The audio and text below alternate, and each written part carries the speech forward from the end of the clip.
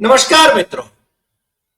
संसद का दूसरा दिन आज और हमारे प्रधानमंत्री न जाने कहां से ये विचार, जासूसी के विचार लेकर आते हैं और आज तो बात सबसे खतरनाक खेल की वो कर रहे हैं कि जिससे देश की पूरी पूरी आबादी के हर उनके कार्यकलापों पर वो अपनी नजर रखें। यानी इसका मतलब यह है कि मेरे ख्याल से चाइना या तो नॉर्थ कोरिया के तानाशाहों की तरह हम पर जासूसी करने का उनको जैसे कि अधिकार मिल चुका है।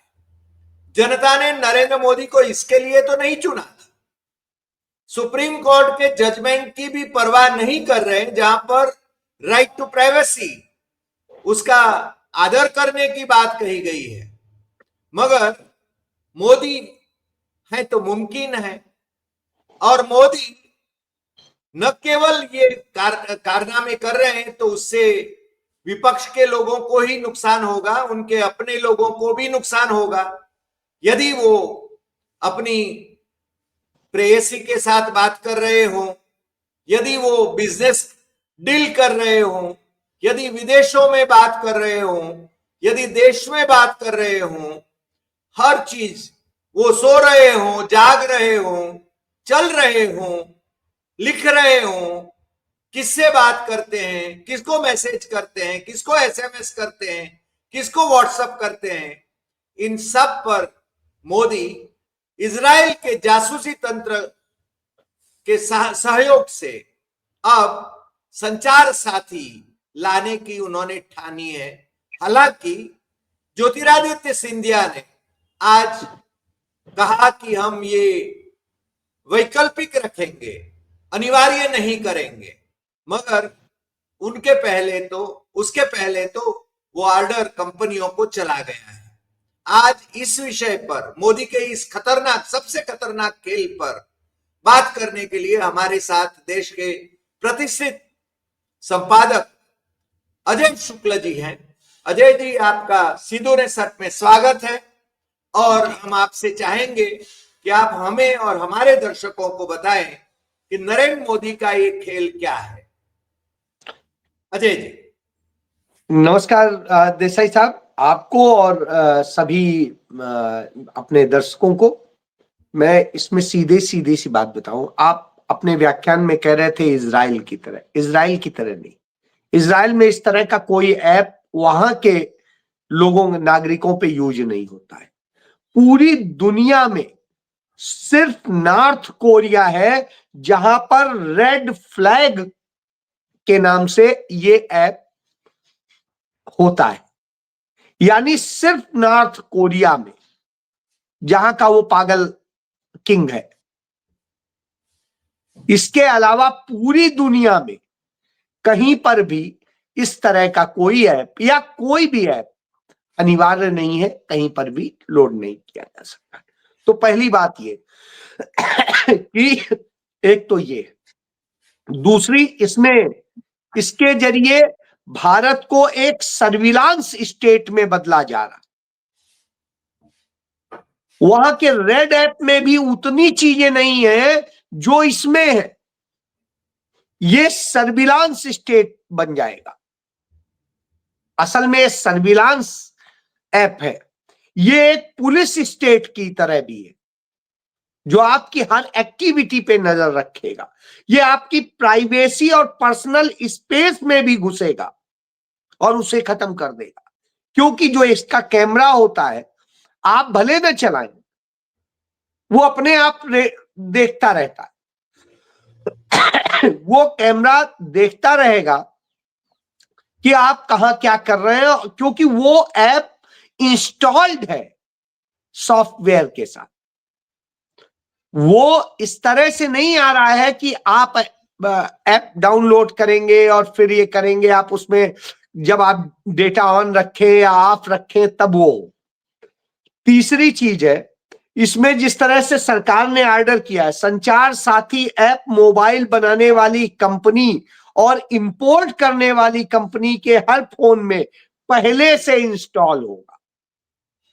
जो नया फोन आएगा वो चाहे भारत में बने चाहे बाहर से आए, यदि इंपोर्ट करके मंगाया जाता है तो उसमें इंस्टॉल पहले से होगा, और नहीं तो ऐसे करके। तो ये आपको करना ही करना है। तो एक चीज ये। नंबर 2, सभी मौजूदा सेल फोन जो हमारे आपके अभी चल रहे हैं, मौजूदा सेल फोन के लिए संचार साथी ऐप को सॉफ्टवेयर अपडेट करेगा। हाँ, यानी ऑटोमेटिक वो इंस्टॉल हो जाएगा। हाँ, वो जो कंपनी है वो खुद अपने आप सॉफ्टवेयर अपडेट जो करती है वो करेगी और उसके थ्रू होगा। तीसरा, एक बार जब ये संचार साथी ऐप इंस्टॉल हो जाएगा, इसके बाद ना तो इसे फंक्शन को डिसेबल किया जा सकेगा, ना इसे डिलीट किया जा सकेगा, ना रोका जा सकेगा। यानी आपके हाथ में कुछ नहीं रह जाएगा, आपका फोन, उसमें आप क्या कर रहे हैं वहां वो कैमरे पे भी देख सकते हैं, वो उसकी रीड भी कर सकते हैं, वो जो चाहे कर सकते हैं। अब इसके जरिए आप वो क्या क्या कर सकते हैं ये देखिए। बैकडोर, आपकी लोकेशन पर वो पूरी नजर रखेंगे कि आप कहां कैसे क्या कर रहे हैं। कन्वर्सेशन पे आपकी रखेंगे, कहां आप बात कर रहे हैं, क्या मैसेज कर रहे हैं, क्या कर रहे हैं, जो भी कुछ है वो। तीसरी, आपकी सर्च हिस्ट्री पे रखेंगे कि आप क्या सर्च कर रहे हैं, क्या देख रहे हैं, कैसे क्या कर रहे हैं, वो है। फिर आपके बाद जो फाइनेंशियल ट्रांजैक्शंस होती हैं आपकी, आप जो भी फाइनेंशियल ट्रांजैक्शन करते हैं, चाहे किसी भी जरिए बैंक की हो, वो दूसरी हो, जो बैंक में आपके जो ओटीपी आ रहे हैं, सब कुछ आ रहे हैं, सब वो वॉच कर सकेंगे। आप में क्या आया, क्या गया, आपने क्या किया, आपने मान लीजिए गैस बुक करी, आपने ये किया, आपने बैंक में ट्रांजैक्शन के लिए ओटीपी मंगाया, आपने वो भरा और आपने ट्रांसफर किए, किसको पैसे ट्रांसफर किए, किसको क्या किए, सब कुछ उनके में आ जाएगा। इसके यानी बाद आपकी अजय जी, यानी इसका मतलब ये हुआ कि इजराइल से हमारी गवर्नमेंट ने जो पेगासस खरीदा सॉफ्टवेयर एनएसओ का, उससे भी खतरनाक ये खेल अभी नरेंद्र मोदी ये संचार साथी के माध्यम से लागू कर रहे हैं। बिल्कुल बिल्कुल सही है। इसके जरिए आपको पूरी तरीके से संचार साथी ऐप का जो फीचर है उसके जरिए भी आपको पूरी तरीके से एक प्रकार से डिजिटली कैद कर लिया जाएगा। अब आप समझ लीजिए, डिजिटल आपको कैद करने के लिए ये बनाया गया है। और ये मैं ऐसे नहीं कह रहा हूं कि हवा में कह रहा हूं। देखिए आप, ये ऑर्डर है, ज्योतिरादित्य सिंधिया क्या कहें, कौन क्या कहे, ये ऑर्डर है कितने तारीख का, आप देखिए डेटेड नवंबर, यही 30 नवंबर का ऑर्डर है। और इस ऑर्डर में साफ साफ है, और इसका ये क्लॉज देखिए, मैंने उसमें जो ये रेड किए हुए हैं ये देखिए जी, इसका मतलब है, आप फिर से देखिए ध्यान से, इसमें मैं सुना देता हूं। 7 नंबर क्लॉज में है कि जो न्यू वो होंगे तो government hereby direct every manufacturer and importer to mobile handset that are the installed for use in India to, यदि इंडिया में यूज होना है तो ये करना ही होगा। एक चीज, और ये कंपनी, मैन्युफैक्चरर कंपनी ही करेगी, उसकी जिम्मेदारी। ये नहीं है कि सरकार वो पैसा दे के करवा रही है, वो खुद करे। साथी मोबाइल ऐप जो है इसमें एज पर installed on all mobile handset manufactured और imported for use in India, यदि कहीं से भी इंपोर्ट हुआ है, आया है या यहां बना है तो उसमें ये करना है। थर्ड एक है इनका, its function it's facilities are not disabled और रिस्ट्रिक्टेड। ना तो आप डिसेबल कर सकेंगे ना रिस्ट्रिक्ट कर सकेंगे, यानी आपके हाथ में कुछ नहीं रह जाएगा। और फिर ये देखिए तीसरा, endeavors to push the app through software update. जो मौजूदा मोबाइल फोन है उनमें ये सॉफ्टवेयर अपडेट के माध्यम से किए जाएंगे। यानी आप ये सोचे हमारा तो पुराना फोन है हम नहीं करेंगे, नहीं नहीं, आपके में अपडेट कर दिया जाएगा और उसमें आपके ऊपर नहीं रहेगा कि आप अपडेट उसको करो या ना करो, वो वही कर देंगे। मतलब उसके लिए आपको उनकी परमिशन नहीं जरूरत होगी। ये साहब साफ साफ ऑर्डर है, सिग्नेचर है, प्रणय दिवाकर जो इनके डायरेक्टर हैं उनके साइन समेत ये है। तो अब आप बताइए कौन सा ये कह रहे हैं कि क्या करेंगे, यानी आप जो भी करेंगे आप इनकी निगरानी में होंगे, यही इनका पूरा पूरा एजेंडा है। जी नहीं, इसका मतलब क्या हुआ? इसका मतलब ये हुआ कि हम पूरे तानाशाह के शासन में हैं, हम कोई आजादी नहीं है, संविधान का कोई मतलब नहीं है, लोकतंत्र का कोई मतलब नहीं है, या नहीं? करना क्या चाहते हैं और सर, इससे मतलब इसका मुकाबला कैसे किया जाए? नहीं, मतलब क्या रह गया? जब देखिए मैं आपको एक चीज बताता हूं, सुप्रीम कोर्ट हो वही कह देता है जो अब कह देते हैं, सरकार कह देती है। एक उदाहरण आपको दिखा देता हूं, उसका वीडियो भी पेगासस दिखा का तो देता हूं आपको मालूम ही है, कि बंद कवर में ये देखिए बाहर काट दो सारे जंगल। मतलब अरावली पर्वत को लेके गवर्नमेंट ने क्या कहा तुम्हें पता चल गया होगा कि 100 मीटर से ऊंचे पर्वतों को ही पर्वत माना जाएगा, बाकियों को नहीं। 12,081 पहाड़ियां हैं जिसमें से खाली 8.7% पहाड़ियां ऐसी हैं जो 100 मीटर से ऊपर है, यानी बाकी की 90% वो तोड़ दी जाएंगी। उनमें दबा की माइनिंग होगी। हरियाणा सरकार ने भी दबा की माइनिंग करवाई थी। जिन इलाकों में माइनिंग हुई वहाँ का वाटर लेवल हर साल 1 मीटर गिर रहा है। ऊपर से यही अरावली दिल्ली का 7 से 9% कार्बन एमिशन सोख लेते थे। हम तो कह रहे मोदी जी लगे तो जो ले छेद ही दो, क्या करें? अब ये स्थिति है।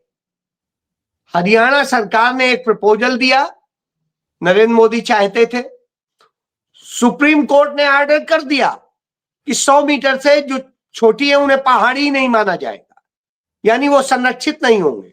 और हिंदुस्तान के 90% पहाड़ ऐसे हैं जो इससे कम है, साहब खत्म, वो तो वही नहीं रहेंगे। जो 11% दिल्ली एनसीआर का वो बचाते थे प्रदूषण, वो यही पहाड़ बचाते थे। अब वो रही नहीं जाएंगे। अब खूब जम के खोदिए, काटिए, कुछ भी करिए, कैसे भी करिए। ये अदानी तो को ये दिए बनाया जा रहा, अदानी को दिए गए हैं काफी कुछ पहाड़, जंगल और बॉर्डर के जमीन।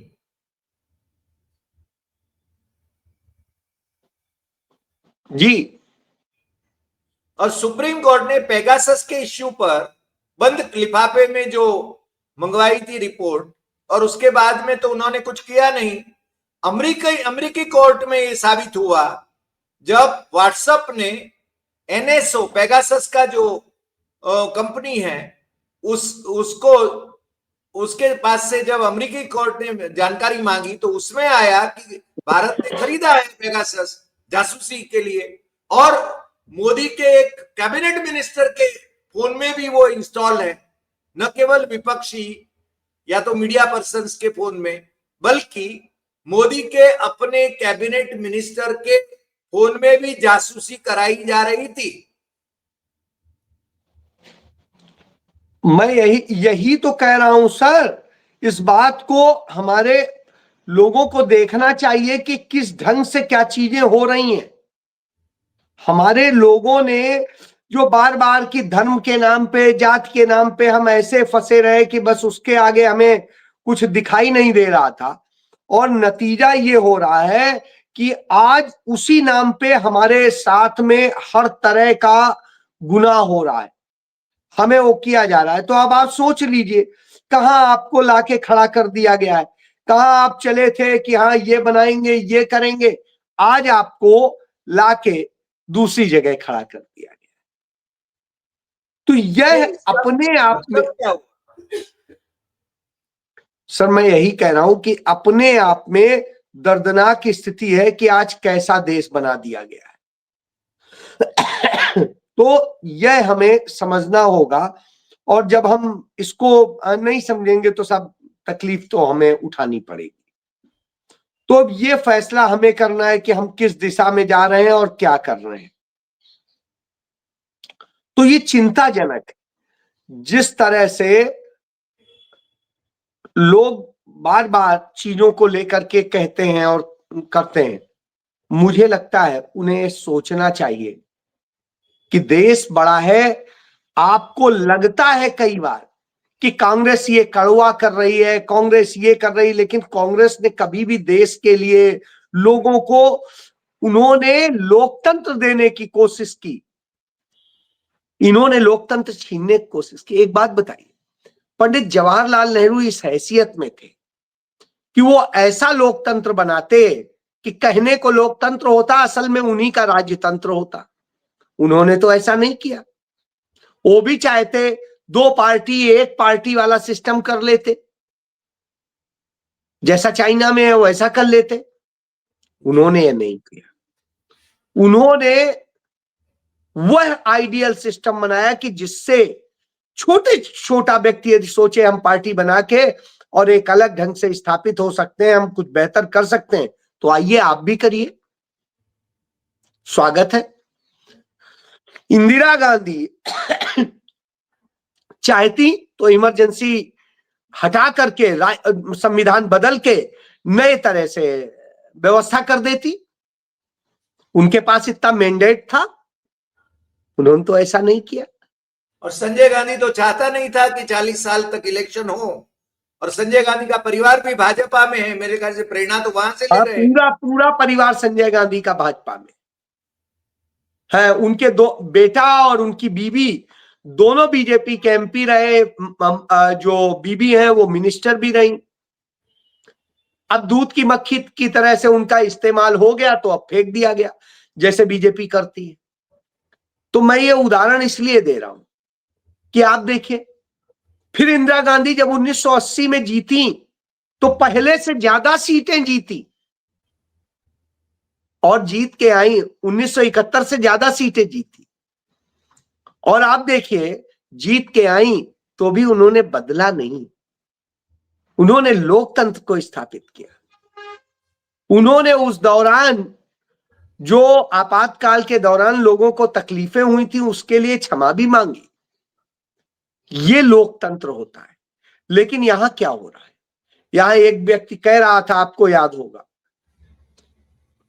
कि आपसे सिर्फ 50 दिन मांग रहा हूं, 50 दिन दे दीजिए। यदि 50 दिन में नहीं हुआ तो चाहे जिस चौराहे पे खड़ा करके, और फिर डॉट डॉट डॉट। आप बताइए, खड़ा हुआ कहीं? हम तो कह रहे हैं आओ, तुम ही बता दो। हम नहीं कह रहे तुम हमारे कहे पे चौराहे पे आओ, तुम बताओ तुम किस चौराहे पे खड़े होगे, हम वहीं आकर के तुम्हें सजा दे देंगे। तो साहब तो पास कहने नहीं, की बात है ना, कि कहने मैं की यही बात कह रहा हूं कि पास भी फटकने नहीं देंगे। अरे इनके पूर्वज जो थे, अटल बिहारी वाजपेयी, उनकी सरकार आई, उसने भी तो ऐसा नहीं किया। मैं यही कह रहा हूं कि ये स्थिति है। वो लोग तो एक झूठी चिल्लाया करते थे कि फोन टैप हो रहे हैं, फोन टैप हो रहे हैं, जबकि तब की फोन की जो व्यवस्था थी, आप ट्रंकाल करते थे तो वो लगा के ही करता था, क्योंकि जितनी टेक्नोलॉजी डेवलप थी उसी हिसाब से था कि हाँ, आपको यदि, मुझे आज भी याद है, फादर जिस तहसील क्षेत्र में थे, डीएसपी थे, वहां से उन्हें अपने एसपी को कॉल करना होता था तो वहां से उसमें भी ट्रंक कॉल होती थी उस समय। तो एक्सचेंज पे बोला जाता था, एक्सचेंज पे वो लगाता और फिर वो करता, और फिर कहीं बात होती थी कि हाँ सर मिला रहे हैं, और वो फिर मिलाता था, हाँ सर आ गए हैं, लाइन पे आ गए हैं, लीजिए बात कीजिए। अब आप देखिए, वो हमारी भी सुन रहा, वहां भी सुन रहा। तो ये स्थिति होती थी। टेक्नोलॉजी डेवलप हुई, सारी चीज हुई। राजीव गांधी ने जब मोबाइल का सपना देखा और इस देश को वो दिया, टेक्नोलॉजी शुरुआत हुई, संचार क्रांति की दिशा क्रांति जो हुई जी। और आप ये देखिए, जो संचार क्रांति हुई, पंडित सुखराम ने पहली कॉल जब मिलाई ज्योति बसु को, तो वो कॉल आप याद करिए, अपने आप में अद्भुत था। आज का प्रधानमंत्री होता, उछल के कहता नहीं नहीं तुम नहीं, हम बात करेंगे, और हमारे को चारों तरफ 15 कैमरे लगवा दो, हर एंगल से आए फोटो कि देखो मोबाइल मोदी ने इजाद कर दिया। आप बताइए, वहां तो संचार मंत्री ने वहां के मुख्यमंत्री से बात कर ली, काम खत्म। मैं ये उदाहरण दे रहा हूं कि ये दोनों में अंतर है। ये स्थिति, ये आपके पहले चोरी छिपे घुसेंगे, फिर उसके बाद में धमका के घुसेंगे, और फिर आके कहेंगे अब तो हमारा ही है, तुम्हारा नहीं है। ये तो ये करेंगे। मुझे आज भी याद आता है, मैं नाम लिए बिना कह रहा हूं, सुन लीजिए, मैं नाम लिए बिना कह रहा हूं। पंचकुला के सेक्टर 7 में एक महाजन रहता है, मतलब उसका परिवार है, वो तो मर चुका है जो बंदा था ओरिजिनल, मरा नहीं, आत्महत्या कर ली थी। तो उसके यहां एक महामानव जाया करते थे जब यहां होते थे संगठन प्रभारी, तो उसके यहां रहा करते थे। पहले तो ऐसे जाते थे, उसने कहा अच्छा, अरे जब आप रहते हैं तो आप एक काम करिए, ये हमारा ऊपर कमरा है, इसमें आराम से एनेक्सी में रहिए। उसने दे दिया।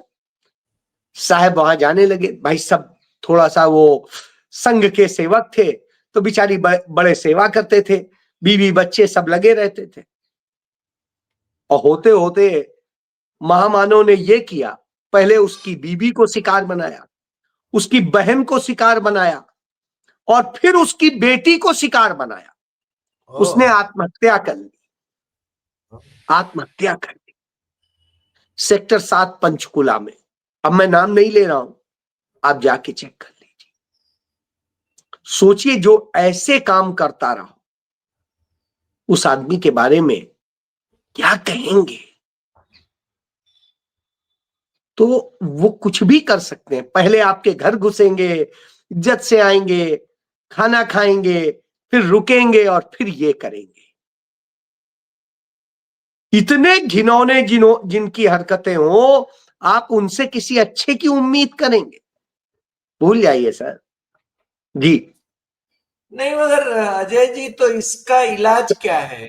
अंत में मैं ये पूछूंगा कि लोकतंत्र का क्या होगा, संविधान का क्या होगा, देश का होगा, ये सवाल तो उठेंगे ना सर। ये तो इस देश की जनता से पूछिए ना, अपने गुजरात से पूछिए ना।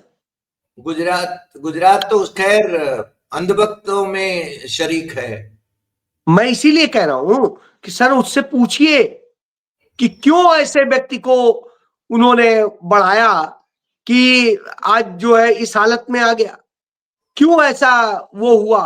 और इसके बाद में उन तमाम प्रदेशों से पूछिए। आप एक चीज देखिए,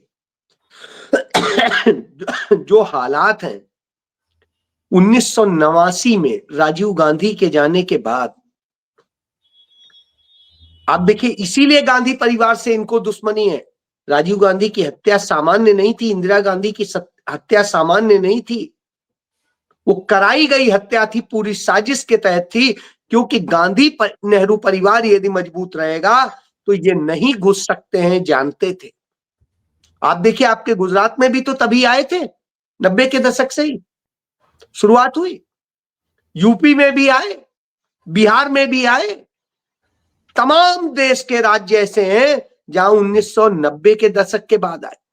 देखिए, बीच बीच में आना और जाना तो हो सकता है, लेकिन स्थायी तौर पे जो स्थितियां बनी वो तो तभी बनी। क्यों? क्योंकि अंधभक्ति इस तरह हो गई। कोई मंदिर बना रहा है, कोई जात के नाम पे लड़ रहा है, कोई कुछ कर रहा है। अरे जिन जातियों, जिन धर्मों, जिन सबको संरक्षित किया था कांग्रेस ने, उन सब ने ये कर दिया। मैं तो ये भी कहता हूं, हमारे यहाँ तो कांग्रेस मरी पड़ी है ना, तो कांग्रेस नहीं तो मारा किसने? नहीं नहीं नहीं नहीं नहीं, देसाई साहब, मरी क्या पड़ी है? मारा किसने? उन गुजरातियों ने। नहीं वो तो मारेंगे। आपको आपको खराब लगेगा, आपको खराब लगेगा, मरी क्या पड़ी है भाई?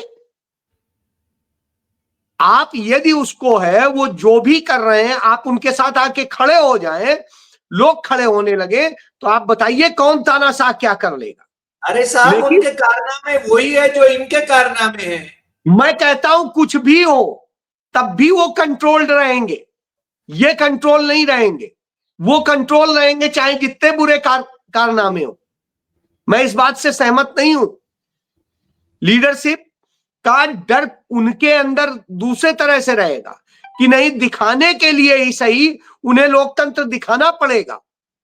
लेकिन इनके यहां तो यह है कि सीधे ही करो ना हमला। वो तो चोरी करेंगे, लुके छिपे करेंगे, ये तो सरेआम डाका डालेंगे, सरेआम रेप करेंगे। क्या करोगे? मैं ये कह रहा हूं, ये अंतर है तो हम सब इंसान ना, लेकिन कोई अलग से किसी के सींग नहीं है, किसी के कुछ नहीं। इसलिए ये दोष मत दीजिए। मैं फिर कहता हूं, चाहे जैसा भी हो, यदि विचारधारा का फर्क होता है, बुरे से बुरा व्यक्ति भी यदि अच्छी विचारधारा के साथ है तो वो कुछ भी करेगा, बुरा भी काम करेगा तो डर के करेगा। और अच्छा अजय जी आजकल विचारधारा को कौन पूछता है? आजकल तो पैसे ही बटोरना है सबको। फिर देसाई साहब, हम लोग बात ही करना बंद कर दें। आप एक चीज देखिए, नहीं वही हो रहा है, मैं लोग यही बात कह रहा नहीं करते हैं। तुम मत करने दीजिए। मैं यही कह रहा हूं कि मत करने दीजिए। तो फिर रोना नहीं रोना है ना, फिर क्यों कहें? फिर तो मोदी पेगासस क्या कोई भी चीज ले आए वो मंजूर है। ठीक है साहब, आपने बड़ा अच्छा किया, अरे बड़ा महान कार्य किया, इसी बहाने आप कम से कम हमारी निगरानी तो करेंगे। जी मोदी जी, आपने बहुत अच्छा काम किया। नहीं, जिस प्रकार से मोदी संचार साथी ला रहे हैं, जिस प्रकार से उनके घर में घुस रहे हैं, उनके बेडरूम में घुस रहे हैं, जिस प्रकार से हर चीज, हर एक्शन पर उनकी नजर रहती है, मेरे ख्याल से गुजरातियों को कोई फर्क नहीं पड़ता है, ऐसा मैं समझता हूं। और न केवल गुजराती, जो लाभान्वित है, जो लाभार्थी है, उनको कोई फर्क नहीं पड़ता है। अनफॉर्चुनेटली राहुल गांधी भले ही अकेला लड़ता है, सच्चाई के लिए लड़ता है, मगर यहां तो सब बीके हुए लोग हैं। मुश्किल यही है सर, तो उसका इलाज कैसे करोगे? सब मारे जाएंगे, कोई पहले मारा जाएगा, कोई बाद में मारा जाएगा। उदाहरण देख लीजिए। इतना बड़ा जुल्म तक नहीं हुआ है, अंग्रेज के हुकूमत में भी इतना बड़ा जुल्म नहीं हुआ है। ये लाठी गोली की सरकार नहीं चलेगी, नहीं चलेगी, नहीं चलेगी। अब चाहे जितना कह दीजिए, तो अब चाहे जितना कह दीजिए, उससे कोई कुछ नहीं होगा। तो ये आप देखिए, ये आपके दिखाना चाहती हूँ, गोधरा से ये अंधभक्त है ना, और जिनको ने दूध पिया है, एक बाप की औलाद है ना, तो एक बार इस वीडियो ने देख लियो, पूरी देखियो, पूरी वीडियो ने। और ये वीडियो सिर्फ मैं दिखाऊंगी, किसी के में दम नहीं है जो ये दिखा दे। तो देखो इस वीडियो ने। 28 फरवरी 2002 क्या हुआ था उस दिन आपके साथ? तो जुमेरात का दिन था। बंद के ऐलान में लोगों ने ऐसा काम कर गए, जय श्री राम का नारा लगा रहे, केसरी पट्टी बांधे हैं सर पे। वहां पर एक मद्रासी का एक अपंग लड़का दुकान लगा के बैठा था गल्ला, उसमें बंद करने के चक्कर में था, उसको जिंदा गल्ले के साथ जलाए। पहले स्टार्ट, दूसरे मैं ये उदाहरण, ये सारी चीजें आप देखिए। जब आप इस तरह शिकार होते हैं, एक तरफ देखिए हिंदू है, एक तरफ मुसलमान है। आज जो अहमद पटेल का लड़का राहुल गांधी और प्रियंका गांधी को उपदेश दे रहा है, इसी का बाप था, इसी का बाप था जिसने मोदी को बचाने के लिए हमेशा कोशिश करी, वो की। इसी ने तमाम सारे सबूत नष्ट करने में मदद करी, सीधी और बदले में वो अपना वो। तो मैं ये कह, लेकिन आप देखिए उसकी हिम्मत खुल के नहीं थी, मैं यही कह रहा हूं। लेकिन इन्हीं के यहाँ वही मुसलमान यदि आ जाता है तो खुल के करता है। और इसके उदाहरण आप देख लीजिए। आपके पास सारे मौजूद हैं, नाम गिना दे कहिए। तो मैं ये उदाहरण बता रहा हूं, अच्छा व्यक्ति भी एक बुरी विचारधारा में चला जाएगा तो वो बुरा बन जाएगा, लेकिन बुरा व्यक्ति भी यदि अच्छी विचारधारा में आ जाएगा तो वो डर के रहेगा, दब के रहेगा। यह अंतर, यही कांग्रेस और बीजेपी का अंतर है। अजय जी। जी, आपकी बात से मैं सहमत हूं, मगर अब जैसे राहुल गांधी ने कहा कि 2027 में गुजरात हम सर करेंगे, गुजरात पर हम अपनी सरकार बनाएंगे, मगर जिस प्रकार से, यानी बहुत कम लोग ऐसे हैं जो कि फाइटर हैं यहाँ भी, जैसे जिग्नेश मेवाणी है, ऐसे लोग। हरी भाई बेचारे, एक बात बताइए, चारों तरफ से हमला झेल रहे हैं, इसके बाद भी जो लोग जैसे भी खड़े हैं, मैं उन्हें सलाम करता हूं, उन गुजरातियों को। लेकिन वो गुजराती जो गांधी पटेल के नाम पे आकर के खड़े हुए, सब कुछ लिया, आज उनकी आत्मा को छलनी करते हैं हर क्षण। और अंत में उन्हीं के साथ क्या क्या होता है। पहलगाम में वो मारा गया था बंदा, उसका बच्चा क्या बोल रहा था, उसकी बीवी क्या बोल रही थी, और बाद में चुप। तुम्हारे पति, तुम्हारे बच्चे मारे जाएंगे और तुम बोल भी नहीं पाओगे। आप सोचिए कितने दर्दनाक स्थिति है। तो इसलिए समझ लीजिए, चेतना तो इस जनता को ही है, वो नहीं चेतेगी तो कुछ नहीं होगा। जी। जैसे वो हिटलर वाली कविता है, वो आए और किसी के लिए मैं चुप रहा, फिर मेरे लिए जब आए तो कोई बोलने के लिए तैयार नहीं था। स्थिति तो वही आने वाली है। बिल्कुल। गुजरात में गांधीवादी कहने वाली संस्थाएं या तो गांधीवादी लोग वो बिकाऊ हो गए हैं और गवर्नमेंट के अनुदान के लिए भिक्षा मांग रहे हैं। उन्होंने कोई विचारधारा रखी नहीं है। गुजरात में गांधी स्थापित गुजरात विद्यापीठ का जिस प्रकार से वो बेच दिया गया, जिसको आरएसएस वालों को, तो उसके बाद में तो हम वहां गुजरात विद्यापीठ में पैर नहीं रख सकते, यानी हमें इच्छा ही नहीं हो रही है। वहां हम पढ़े भी हैं फिर भी, यानी इस प्रकार की स्थिति आ गई है। और वहां पर जो प्राध्यापक है जो गांधी के विचार पढ़ाते थे, वो भी सब मौन है, क्योंकि उनका वेतन बराबर आ रहा है। शर्म नहीं आती है, उनको भी शर्म नहीं आती है। अजय जी, बड़ी व्यथा हो रही है, हम बहुत व्यथित है। और पूरे देश में गांधीयन इंस्टीट्यूशंस जो हैं, वो इस प्रकार से अनुदान पर भिक्षा मांग रही है इसी सरकार से, और पल रही है इसी सरकार के अनुदान से, और उनके पांव के जूतों को चाट रहे हैं ये लोग। बहुत कम लोग ऐसे बचे हैं। आपको मालूम है, किरण चावड़ा की हम बात करते हैं, लोक निकेतन की, हरीसी चावड़ा के बेटे, उसने अपना सर ऊंचा रखा है। बाकी सभी के सभी जूते चाटने वाले हैं, ऐसा मैं तो कहता। मैं बहुत दर्द के साथ ये बात कर रहा हूं। चलिए, आज बहुत कुछ बात हुई। पेगासस से भी बदतर मोदी हमारी प्राइवेसी को इन्वेड करने के लिए जिस प्रकार से ये संचार साथी ला रहे हैं, उसका विरोध आम जनता को उठकर करना चाहिए। मेरे ख्याल से बड़ा एक जंग खेलना पड़ेगा इसके लिए। वैसे लोकतंत्र को बचाए रखने के लिए और संविधान को बचाए रखने के लिए भी हमें लड़ना होगा, और हम लड़ने के लिए तैयार हैं। आज इतना ही, फिर मिलते हैं नए एपिसोड में नए विषय के साथ। आप हमारे साथ जुड़े, इसके लिए आपका बहुत बहुत धन्यवाद। नमस्कार।